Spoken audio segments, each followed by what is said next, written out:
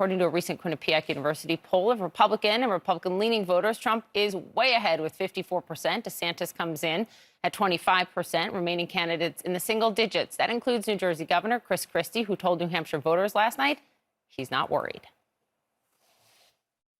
I will never be in front in one poll in this race until election night. And then when election night happens and I win, all of a sudden you're going to become the smartest people in the world. And the momentum that New Hampshire will give me will make me the Republican nominee. And I will guarantee you, if I am the Republican nominee, Joe Biden doesn't stand a chance to get reelected. Joining us now is former New Jersey Governor Chris Christie. Governor, good morning. Welcome to CNN This Morning. We're so happy to have you. Is Mitt Romney right? Yeah, look, I don't disagree with Mitt. I think especially given the date that he put on it, I think there will be a lot of narrowing even before Iowa. I think there will be narrowing that will be created by the debates and people's performances in the debates that start in less than a month. And then if you get through those first four contests and you haven't, made real progress and look like the person that's ready to take on whoever the front runner is at the time, whether it's Donald Trump or somebody else, well, then it makes sense for you to go home. Look, after I lost in New Hampshire 8 years ago, Poppy, I got out. Yeah.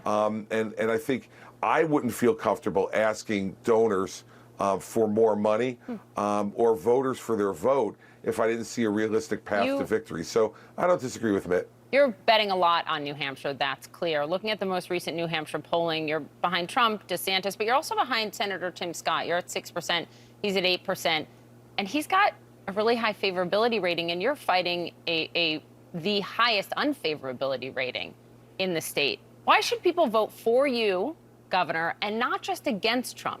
Why you? Well, first off, Poppy, it's every different poll that you look at, we're at 10% in another poll in New Hampshire and ahead of Tim Scott in two other ones. So whichever one you use, you're going to see a bit of a different result. But look, the reason is because when we had the problems in this country that we had back in the late 70s, it looks very much like today. Energy crisis, problems overseas that are not being dealt with appropriately, runaway inflation.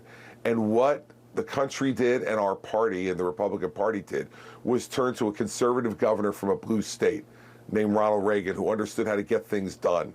The Trump agenda is not worth anything to Republicans if Trump's the one trying to execute it, because he's proven he didn't know how to get things done.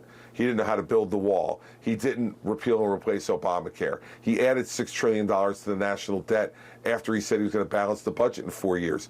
I balanced the budget in New Jersey every year for 8 years. I got things done with the Democratic legislature. I think the American people are so down on politics because they look at Washington and see nothing getting done. I know how to do it because I did it with the Democratic legislature in New Jersey and preserve the values I believe in. One point just on the economy, inflation has been cooling for 12 straight months, a dramatic cooling, as you know, last month. So there has been some improvement there. What about Tim Scott's gaining of momentum, Governor?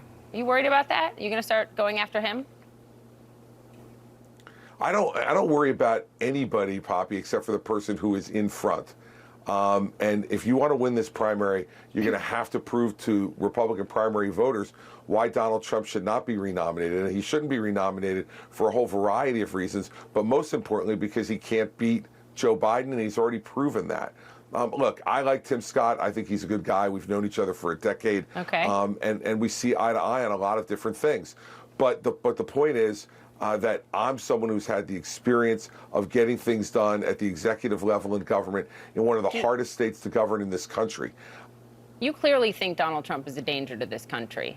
Do you think he's more dangerous to this country with a second term than a Joe Biden second term?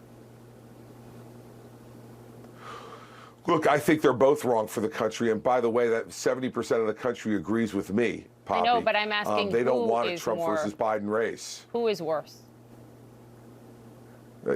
Poppy, that's like flipping a coin. You said that in your town hall. They're both bad for this country. You said that in your town hall. What do you think, Governor? You're so candid when you're talking about Trump.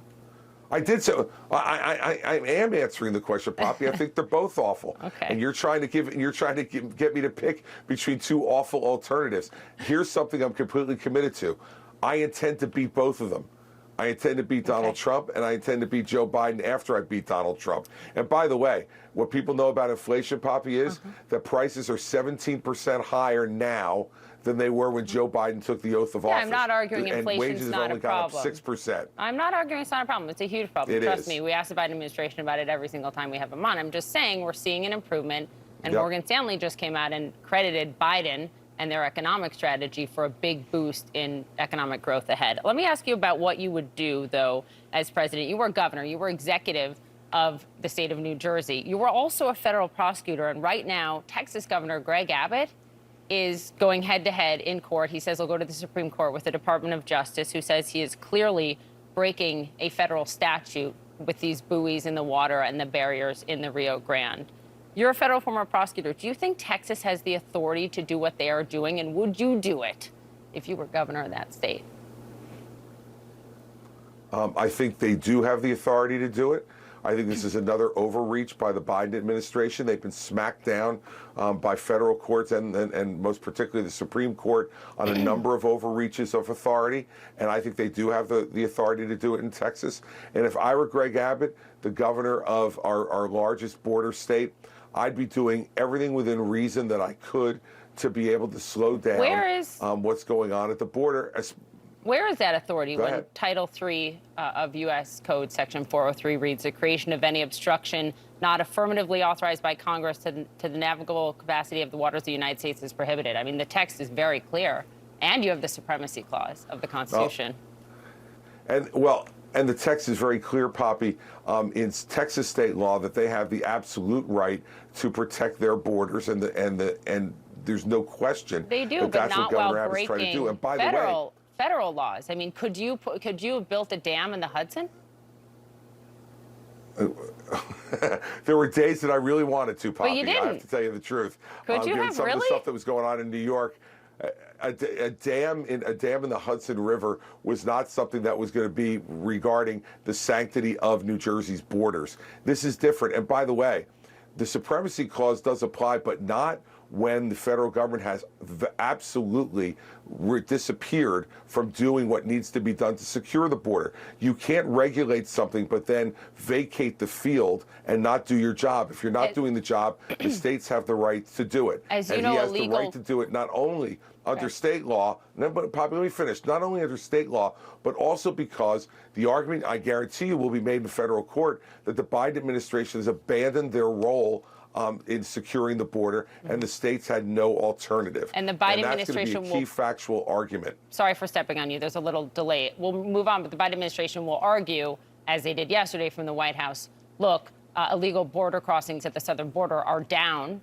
since we've implemented these changes, 42% in the last month. I want to move on to the issue of Israel and the protests, the biggest protests we've seen in the history of the country right now, given the law that passed, supported by Netanyahu, that the Supreme Court now can't be the ultimate check on the government there. Again, I wonder if you agree with Netanyahu, who calls that, Governor, the essence of democracy. Is it? It's not the essence of American democracy, I'll tell you that, Poppy. Our founders set this up so that all of those branches would be in conflict with each other, being a check and a balance on the other.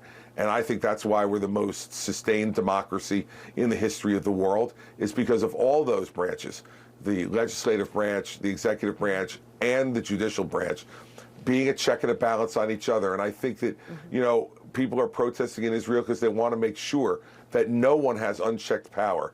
In a democracy, in a republic like ours, or like Israel's, unchecked power is not good for anyone. And I think those are the biggest reasons why people are expressing this concern in Israel, and I think it's appropriate to express that concern. Sounds like you agree with the Biden administration on that. Let's move on to Trump. As a former prosecutor, you know all about intent and how that is a key factor in proving a crime. Did former President Trump know? I know you've seen our recent reporting overnight about that February 2020 Oval Office meeting. Did former President Trump know he lost the election? Did he say to you, ever acknowledge to you that he lost?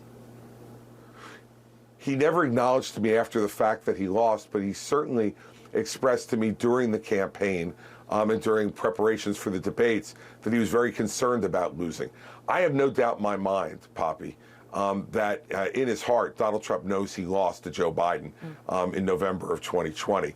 But he has convinced himself by trying to convince others that the truth is otherwise, despite the fact that there is no evidence that the election was stolen in 2020. And I've been saying that since election night 2020. I've been demanding to see the evidence, and there is none. So he never looked me in the eye and said to me, I know I lost, but he was very concerned beforehand about losing. And so it doesn't surprise me at all, the reporting that you gave overnight. But even more so, this is a guy who put his own self-interest ahead of the country's interests. And to me, that's disqualifying for someone who has served as president and who wants to be president again.